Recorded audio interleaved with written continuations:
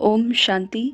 अपने प्यारे बच्चों के लिए ईश्वर का संदेश 26 फरवरी 2026। आज की मुरली का टाइटल है बाबा ने कहा, मीठे बच्चे, सुख देने वाले एक बाप को याद करो। इस थोड़े समय में योग बल जमा करो तो अंत में बहुत काम आएगा। प्रश्न, बेहद के वैरागी बच्चे, तुम्हें कौन सी स्मृति सदा रहनी चाहिए? उत्तर, यह हमारा चीची चोला है, इसे छोड़ वापस घर जाना है। यह स्मृति सदा रहे, बाप और वर्षा याद रहे।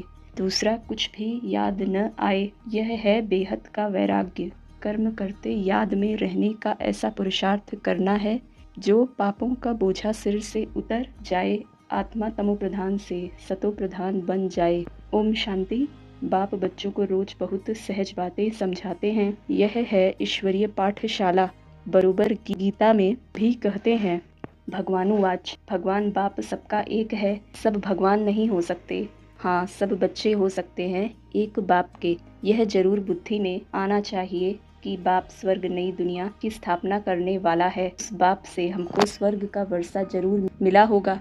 भारत में ही शिव जयंती मनाई जाती है, परंतु शिव जयंती कैसे होती है यह तो बाप ही आकर समझाते हैं। बाप आते हैं कल्प के संगम युग पर, बच्चों को फिर से पतित से पावन बनाने अर्थात वर्षा देने। फिर बाबा कह रहे हैं, अब तुम ब्राह्मण बने हो, ऊंचे ते ऊंचा है शिव बाबा, फिर हो तुम ब्राह्मण। तुम ब्राह्मणों का ऊंचे ते ऊंचा वर्ण है। ब्रह्मा के बच्चे बने हो, परंतु वर्षा ब्रह्मा से नहीं मिलता है।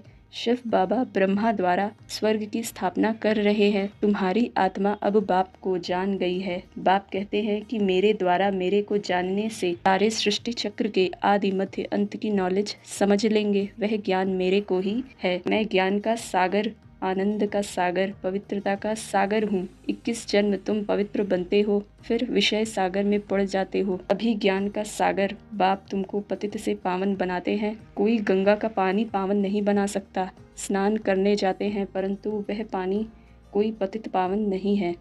यह नदियाँ तो सतयुग में भी हैं तो कलयुग में भी हैं, पानी का फर्क नहीं रहता। कहते भी हैं, सर्व का सद्गति दाता एक राम, वही ज्ञान का सागर पतित पावन है। बाप ही दुख से छुड़ा कर सुख में ले जाते हैं, इसलिए लिबरेटर कहा जाता है। सबको अपने साथ ले जाते हैं। तुम्हारे गुरु तुमको साथ थोड़े ही ले जाते हैं। वो गुरु चला जाता है तो चेला गद्दी पर बैठता है, फिर चेलों में बहुत गड़बड़ हो जाती है, आपस में गद्दी के लिए लड़ पड़ते हैं। बाप कहते हैं, मैं तुम आत्माओं को साथ ले जाऊंगा।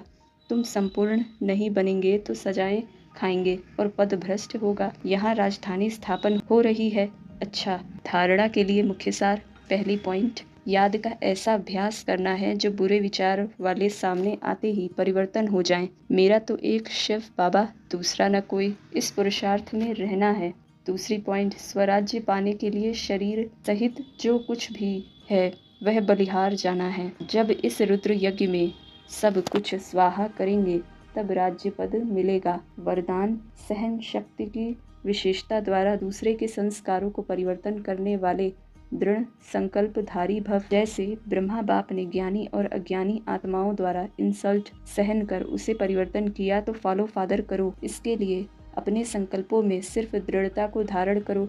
यह नहीं सोचो कि कहाँ तक होगा, सिर्फ थोड़ा पहले लगता है कैसे होगा, कहाँ तक सहन करेंगे। लेकिन अगर आपके लिए कोई कुछ बोलता भी है तो आप चुप रहो, सहन कर लो, तो वह भी बदल जाएगा।